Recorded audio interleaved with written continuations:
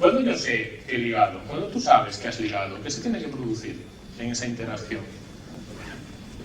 Decidlo en voz alta, por favor. Que te llamen al día siguiente. Que te llamen.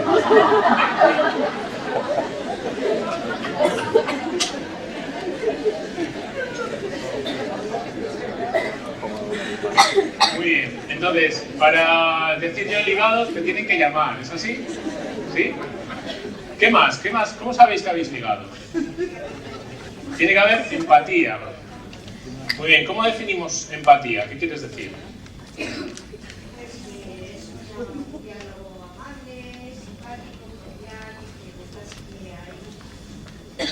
Muy bien. Perfecto. Tiene interés. La otra persona tiene interés en ti, ¿no? Te dices, ¿qué tipo de música te gusta? Pues me gusta la música china de los años 60. Sí, háblame un poco más de eso, ¿no? Eso es que están tratando de ligar. Vuelca interés en ti. Vale, ¿cómo más sabes que has ligado? ¿Cómo más puedes llegar a casa y decir, he ligado? Si te miran largamente. Es verdad, si te mantienen la mirada, dices, creo que he ligado en el metro. Y vas sentado con una persona enfrente y esa persona dice. Entonces, he ligado, ¿vale? ¿Alguna definición más? ¿Cómo sabes que has ligado? ¿Cómo es? ¿La actitud corporal cómo es?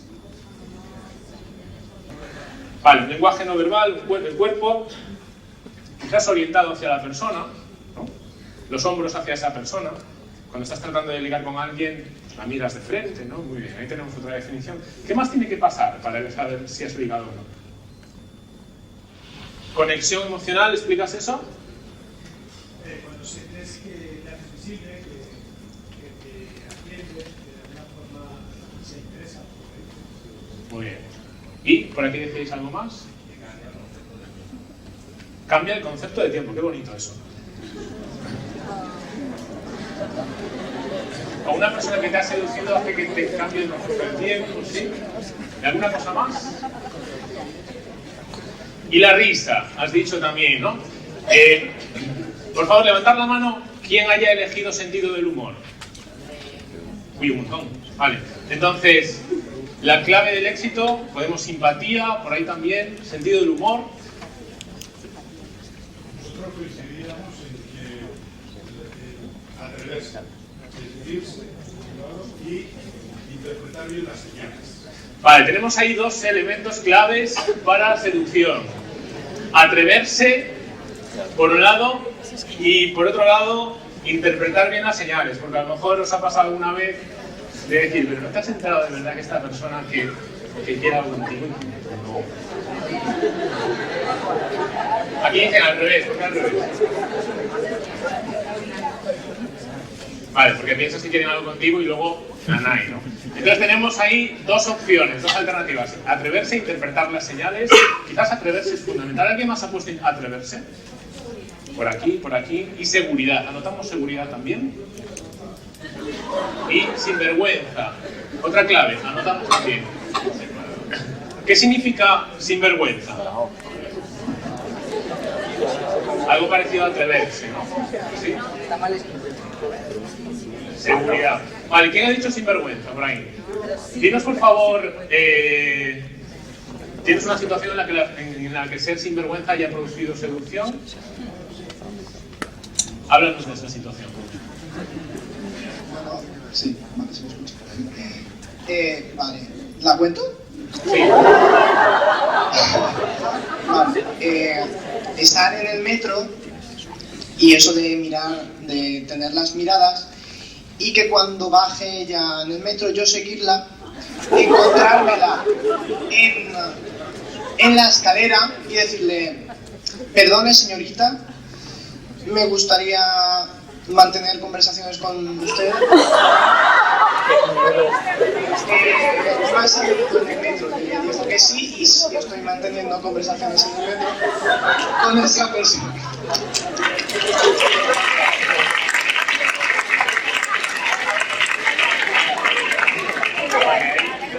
Tenemos ahí entonces unas cuantas claves, quizás haya alguna más, probablemente esas sean las más importantes. Entonces, ¿puedes salir aquí un momentito? Sí.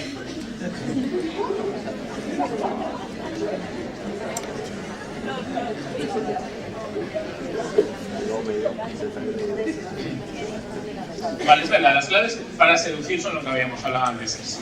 Sentido del humor. ¿Cómo es su nombre? Carlos. Las claves de seducción, como hemos dicho, es atreverse, lanzarse, ¿no?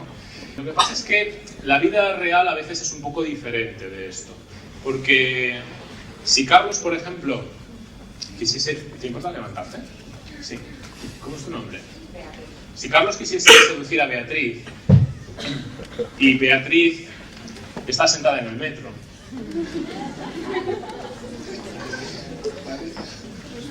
y Carlos está también sentado en el metro, pero un poquito más lejos. Carlos mira a Beatriz, se intercambian miradas, pero Beatriz pasa bastante de él, ¿no? Y en la vida real todos hemos pasado por una situación así parecida en alguna ocasión, y lo que le suele pasar a Carlos en este momento, que mira fijamente a Beatriz, Carlos está pensando, me gustaría conocerla, me gustaría saber cómo se llama, conocer un poquito más de ella, qué atractiva es, me gusta cómo se toca el pelo. Pero Carlos levanta la vista hacia la pantalla, pero Carlos tiene algo en su cabeza. ¿Qué es eso de ahí? Tengo miedo, eso está. Exacto. Carlos se levanta con intención de decirle algo, te levantas, pero de repente te quedas bloqueado. Esto os ha pasado quizás a más de uno en alguna ocasión. ¿Cómo me gustaría el hacer algo, decir algo, pero aparece ahí un pensamiento, ¿no? Entonces la sigues mirando con intención de que ella te dé señales, pero sus señales son un poco raras. No acabas de decir si sí o si no. Y vuelves a mirar tu pensamiento, miras tu pensamiento de nuevo y probablemente te vuelvas a sentar. ¿No? ¿Esto es o no es lo que suele pasar en la vida real? Se parece bastante a esto, ¿no? Vale, le damos un aplauso.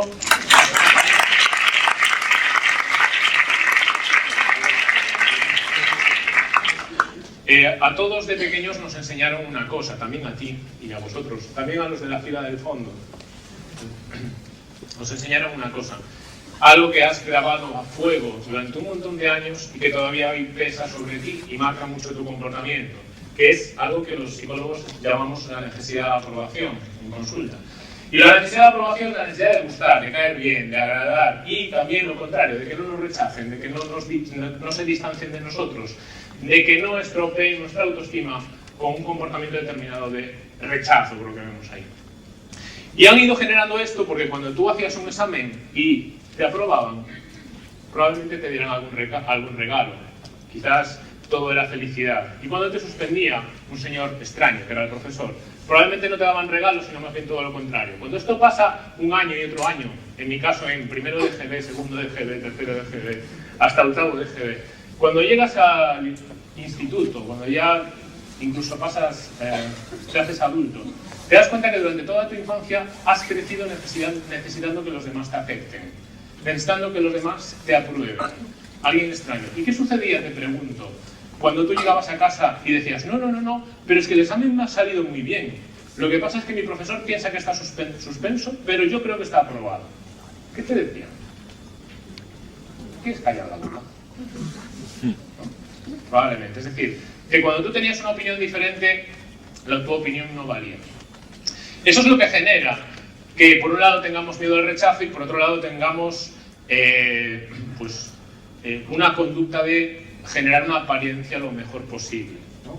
Que si yo tengo el diente un poco amarillo, pues hablo así para que no se me vea el diente, que si me han hecho un corte de pelo horrible, yo estoy 3 semanas sin salir de casa. Esto es un caso real, una paciente que venía a consulta y venía solo a consulta para trabajar su autoestima, pero no salía de casa por un mal corte de pelo que le habían hecho, que no tenían ya solución. ¿O qué sucede si antes de dar una conferencia te tomas un café y te sale una mancha? Pues no pasa nada, ¿vale? Pero hay mucha gente que le afectaría mucho por la imagen que desprenden hacia los demás.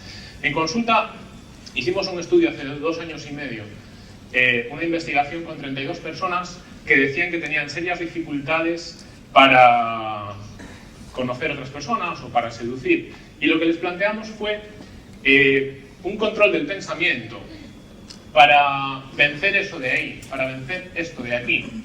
De tal manera que todos se fueron varios días a la Estación del Norte de Valencia y tenían una función determinada, que es acercarse a desconocidos e iniciar una conversación.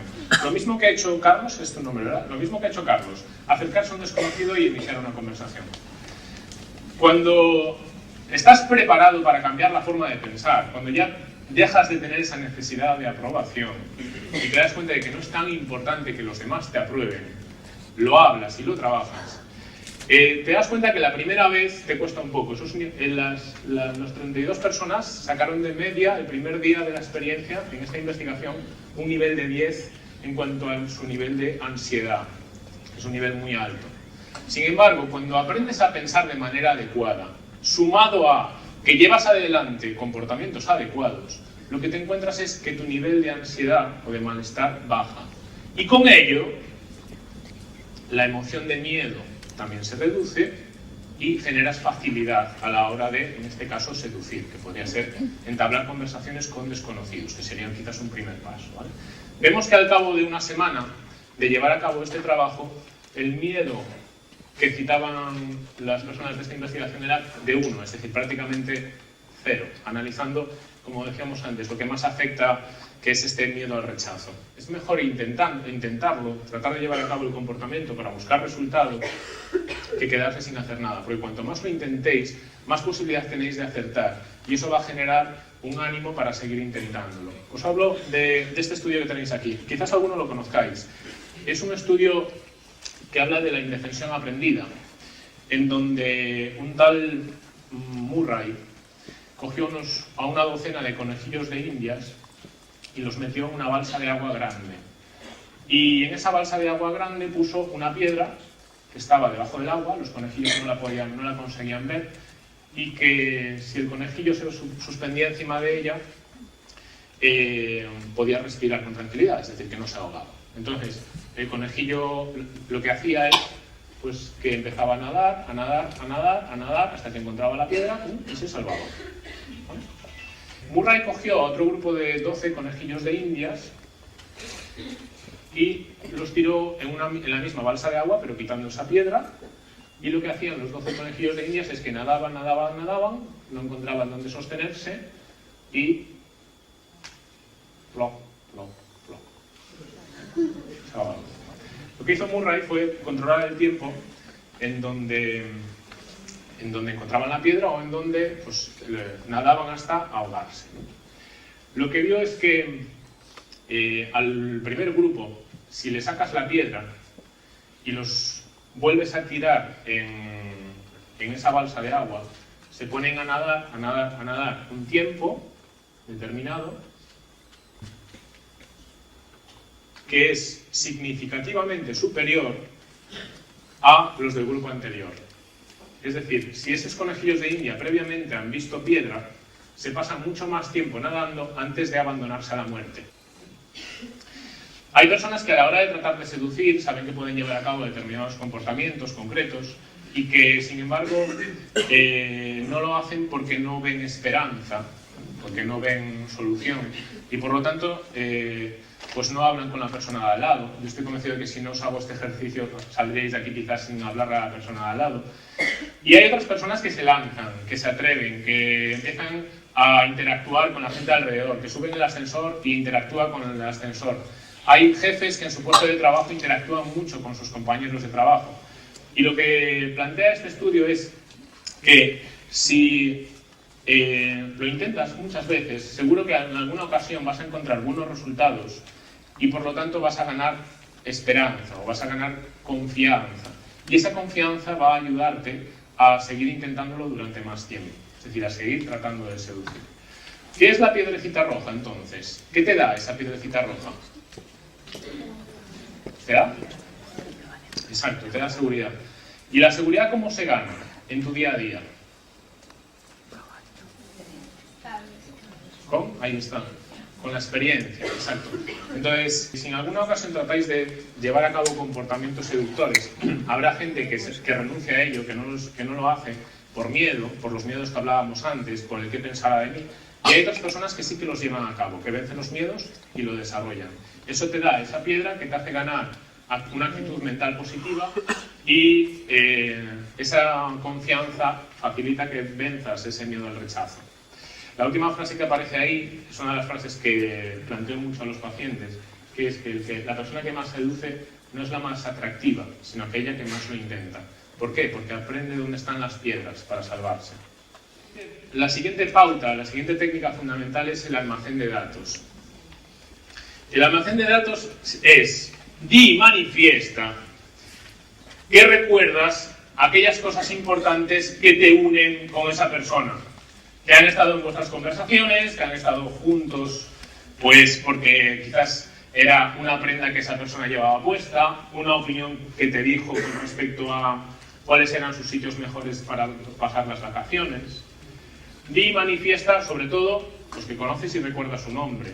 ¿Vale? Esto os pasa mucho a los que trabajéis en dirección de equipos, que cuando os pasáis junto a vuestro equipo de trabajo, si trabajáis con un equipo grande, los directores más valorados son aquellos que recuerdan primero el nombre de sus empleados en las empresas grandes, desde los mejor posicionados a los que no están tan posicionados, y algunas anécdotas personales. Aquel jefe que se acerca a un trabajador y le dice: oye, ¿cómo ha quedado el tema de tu hija? Pues a lo mejor su hija no ha operado de apendicitis. Es decir, es ese director que se acuerda de cosas más concretas y específicas.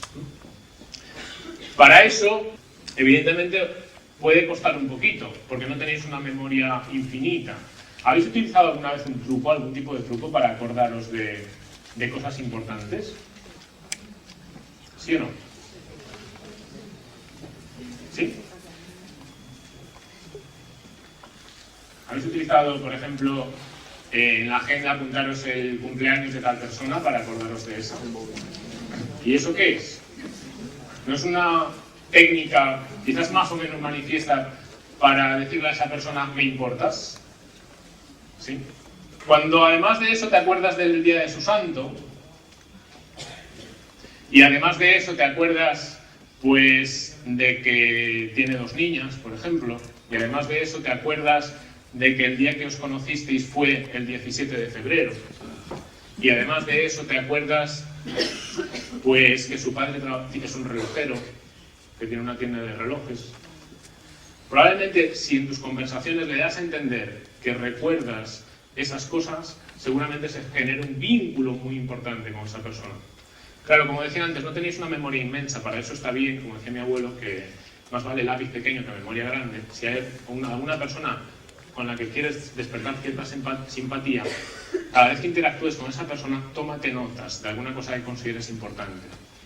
Y en el entorno laboral, ya hablando de seducción laboral, os animo a que dibujéis un triangulito, porque me gustaría explicar eso. Dibujad en esa hoja un triangulito.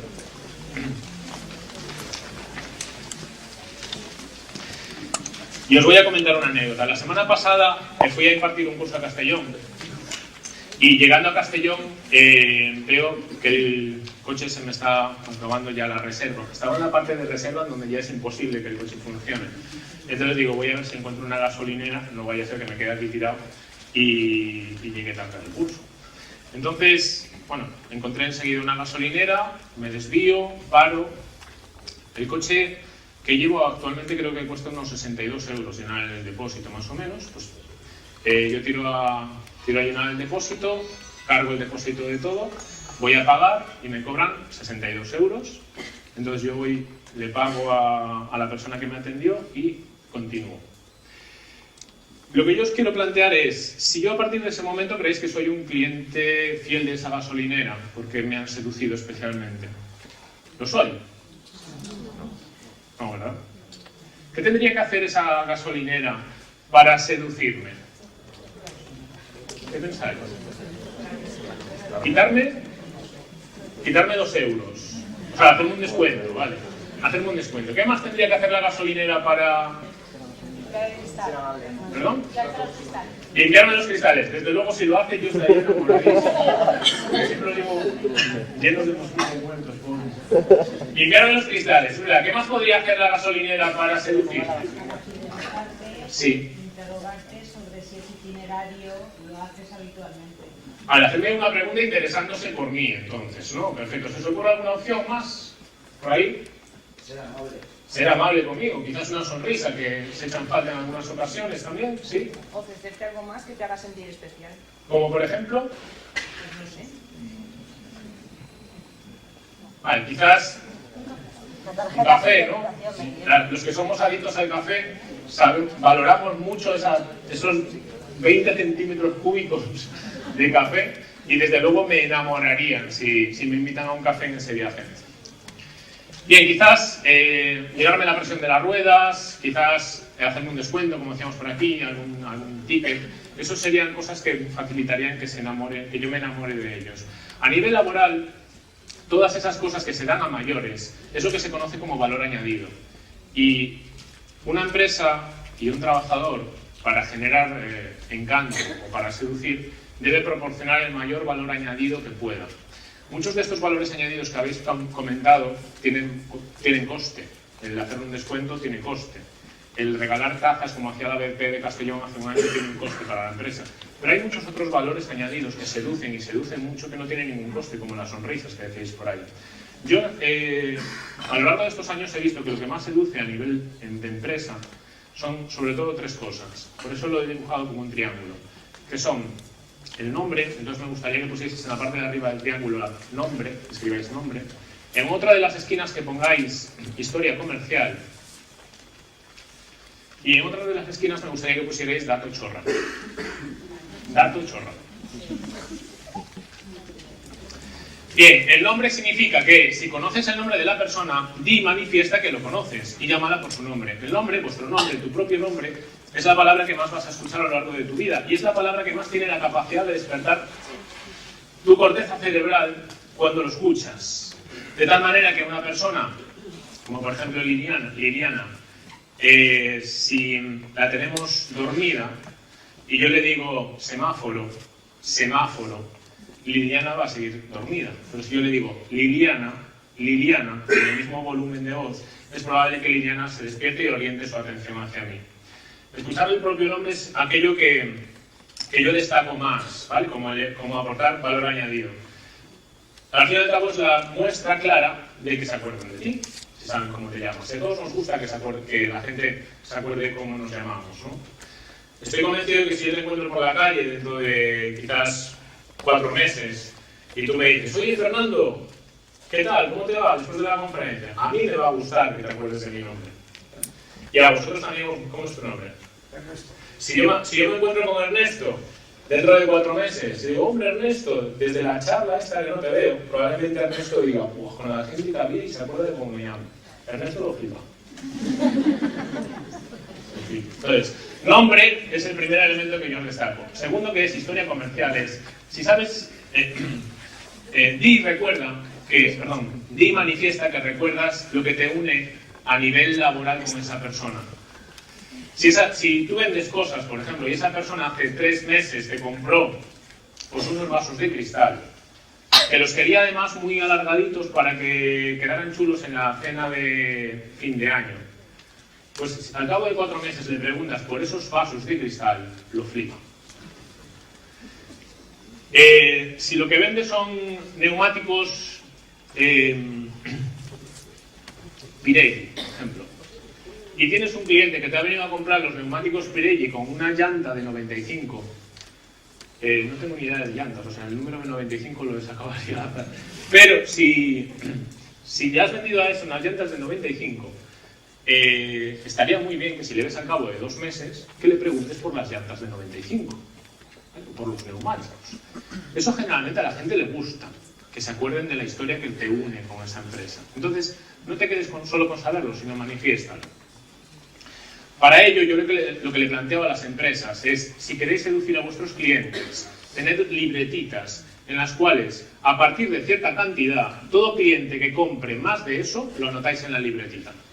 Y cuando el cliente vuelva, quizás no te acuerdes, Porque al fin y al cabo espero que tengas más de 2 o 3 clientes, a menos que vendas submarinos, que con vender uno quizás te retiran, pero espero que tengas más de 2 o 3 clientes. Quizás no te acuerdes de detalles concretos, pero vas a la libretita y dices, a ver, este era el que se compró las lámparas, pues voy a ver las lámparas del y ahí te aparecen unos cuantos datos que cuando te acerques al cliente y le manifiestes que te acuerdes, ese cliente va a despertar muchísima simpatía contigo, seguro. Y el tercer elemento, la tercera esquina es lo de dato chorra. Dato chorra significa cualquier dato de la persona, de tu cliente o de tu compañero de trabajo incluso, que nada tenga que ver con el trabajo ni con la historia comercial. Pues por ejemplo, que pues es un señor que su hija ha tenido un bebé y le van a llamar Jonathan. Pues eso no es un dato importante a nivel laboral. Pero para ese señor, tener un nieto que se llama Jonathan es una de las cosas más bonitas que le ha pasado durante los últimos meses y años. Entonces, que yo le pregunte por Jonathan va a hacer que esa persona diga, uff, este señor es importante, ¿no? Entonces, tengo que acordarme de que si esa persona tiene un perro que se llama Jack y le van a cortar los testículos la semana que viene, pues cuando, al perro, que cuando vuelva dentro de 2 semanas, yo le pregunte si el perro le sigue dando la lata o no, porque es el motivo que le llevó a hacer eso. Tengo que acordarme de esas cosas. Eso es lo que hablábamos de almacén de datos. Y las personas que trabajáis con agenda, ahora con los móviles estos supermodernos que casi te hacen la comida, pues tienen notas por todos lados para que podáis poner, pues he ido a esta reunión y después de cada reunión comercial, cuando vayáis, por ejemplo, a ver a un cliente, está muy bien que anotéis esos 3 puntos. Nombre, bueno, eso ya lo sabéis. Historia comercial, más o menos también la conocéis. Y lo de dato chorra es algo que se echa en falta y que es de muchísima utilidad. Porque en las conversaciones, cuando son más de allá de 5 o 10 minutos, siempre salen datos chorra. Y son los que más unen a nivel humano. Porque hoy en día, las relaciones laborales,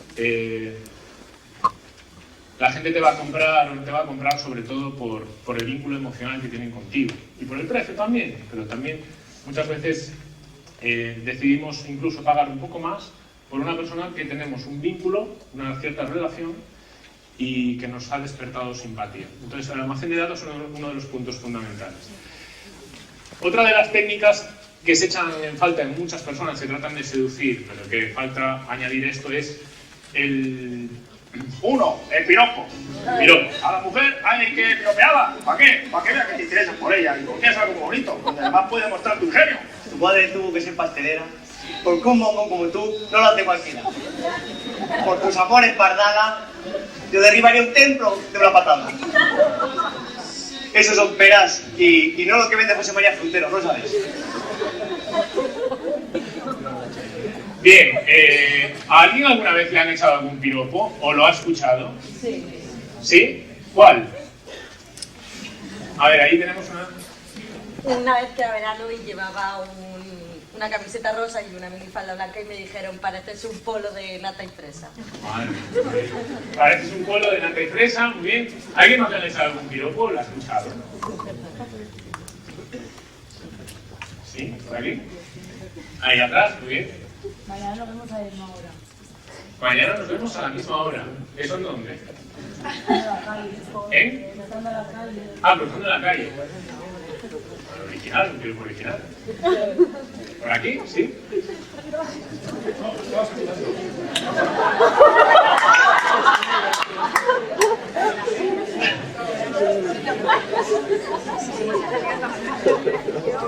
Que tenías voz de locutor de verano. A ver, acordaros de esto porque a los hombres generalmente nos suele gustar que nos digan qué voz dan de locutor de radio tienes. ¿Por aquí?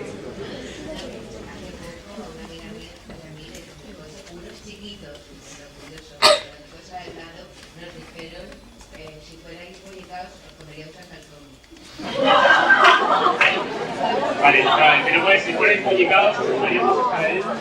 Ah, Chrome. Bien, ¿cómo debe ser un piropo? ¿Cómo debe ser? Primero, ingenioso, decimos por aquí, ¿sí? Creativo.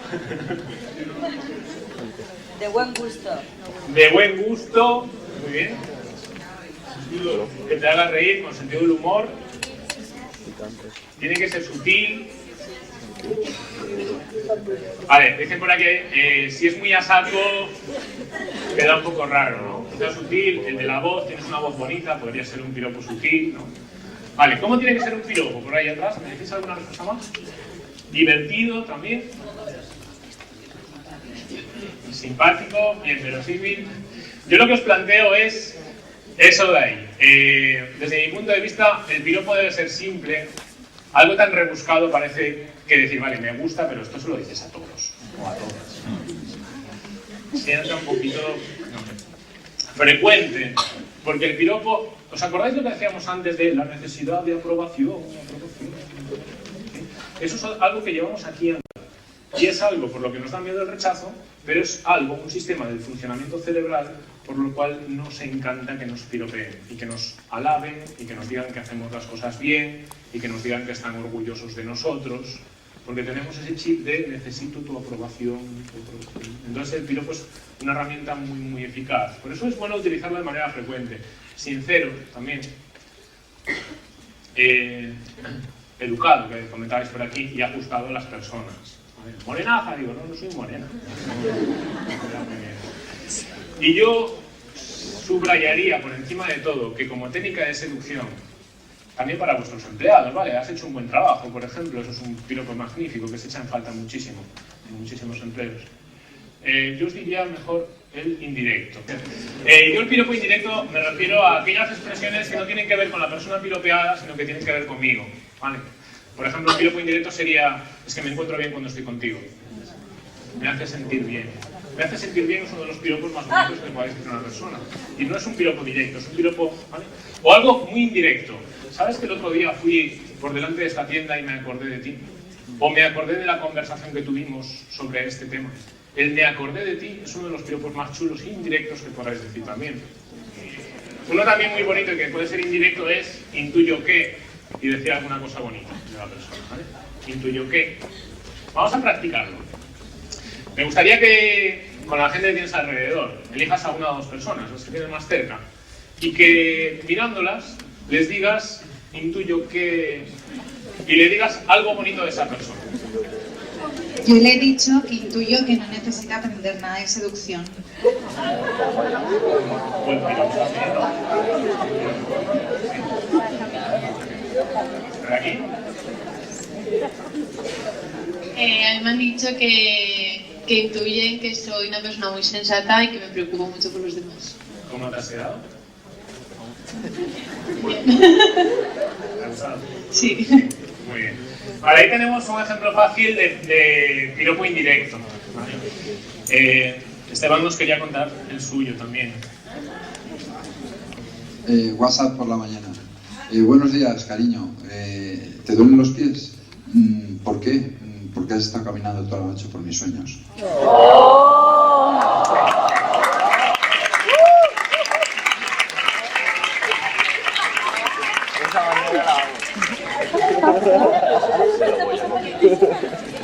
Otra técnica para despertar simpatía y para generar emociones positivas, para generar esas emociones que hacen chispitas en el alma, el encontrar similitudes. Cuando una persona te dice algo que comparte contigo, generas interés por esa persona tanto más cuantas más cosas compartes. Si en el ejemplo de antes de que te gusta la música china de los años 60, no puede ser, a mí también. Si eso es verdad, se genera ahí un vínculo tremendo entre tú y esa persona que hace que si le estás tratando de vender algo, aunque sea un submarino, te dice te lo compro. Si es tu jefe, probablemente te va a tratar bastante mejor porque se han creado similitudes. Si es un cliente, es una estrategia muy buena buscar también similitudes con ese cliente tuyo.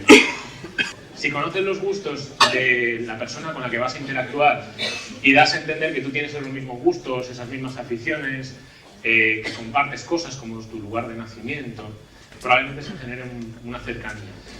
Una de las cosas que quizás, bueno, aquí lo comentábamos antes, que quizás más seducen es mirar de manera larga a una persona, ¿no? Porque eso hace que se empiecen a generar conexiones, que se empiecen a generar diferencias, que esa persona, que tú ya eres diferente del resto de la gente que hay en el metro o del resto de la gente que hay en un auditorio, si has mantenido una mirada larga con esa persona. Por ejemplo, ¿te importa ponerte de pie? ¿Y tú también? ¿Sí? Vale, lo que os voy a pedir es que os pongáis aquí y que pensemos, cuando os miráis a los ojos de manera larga, lo que le sucede a... Os voy a pedir silencio porque vamos a escuchar lo que le sucedería a su corazón.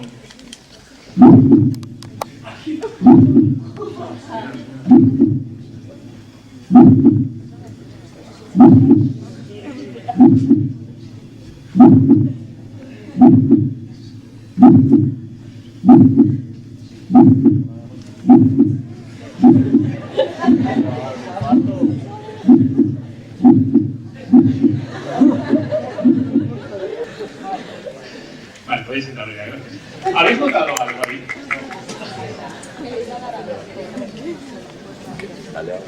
¿Sí, no? ¿Se ha notado una diferencia o no se ha notado la diferencia? ¿Sí?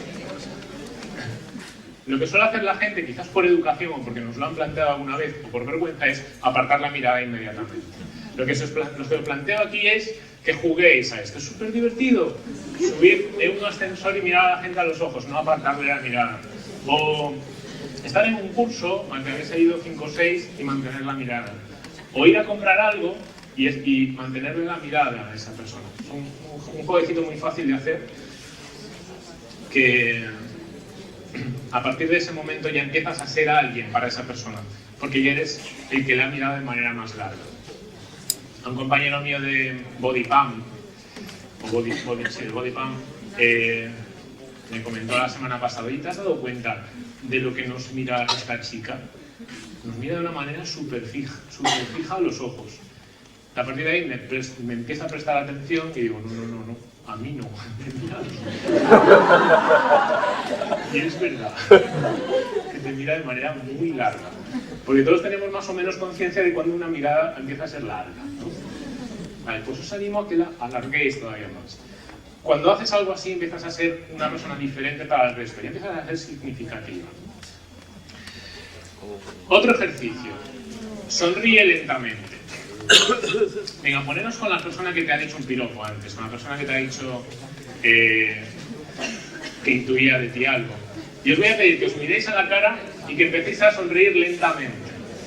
Y la persona que mira tu sonrisa, luego le voy a hacer una pregunta, que es: si tu cara es más bella con sonrisa o sin sonrisa. ¿Vale? Miraros entonces a los ojos, sonreíros.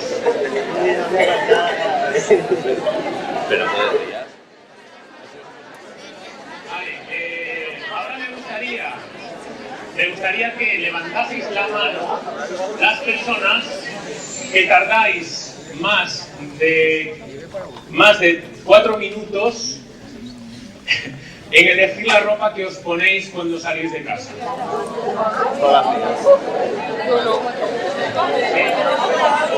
Si tardáis más de 4 minutos en elegir la ropa que os ponéis. Más de 4 minutos. ¿Sí? Levanta. Vale, ahora os voy a preguntar que levantéis la mano aquellas personas que tardáis más de 4 minutos en elegir la sonrisa que os ponéis para salir de casa. Mucha menos gente, ¿vale? Probablemente tu sonrisa te haga parecer mucho más atractivo y atractiva, y sin embargo pasas mucho menos tiempo eligiéndola y poniéndola que eligiendo la prenda de ropa, y al fin y al cabo en tu armario hay unas cuantas. Otro ejercicio que os invito a que hagáis es el pedir favores. Cuando tú le dices a una persona que haga algo por ti, se empieza a generar un vínculo y empieza a generarse una simpatía. Si le dices a tu vecino de enfrente, oye, sácame el perro si puedes porque tengo ahora un problema y no puedo sacarlo, si pudieras bajarlo y yo te dejo las llaves y tal, si ese vecino te hace ese favor, probablemente se genere ahí una cercanía contigo, porque esa persona está haciendo algo por ti. Entonces, animaros a pedir favores a aquellas personas que tengáis cerca y que tenéis intención quizás también de seducir. Y ya por encima de todo esto sería pedir imposibles. Pedir imposible significa pídele a alguien que te haga algo que no se puede hacer.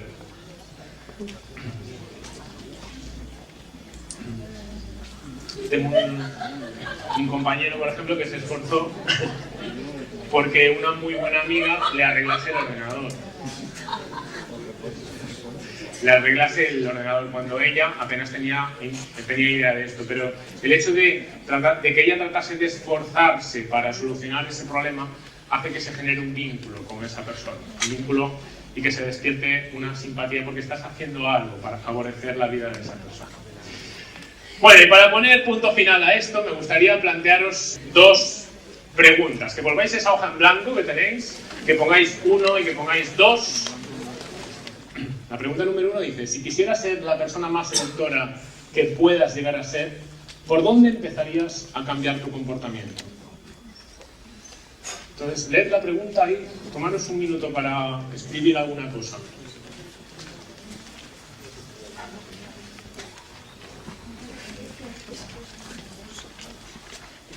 Y una vez lo tengáis, me gustaría que respondieseis ya para finalizar a la pregunta 2. Muchísimas gracias por haber venido, muchísimas gracias por habérmelo hecho pasar bien.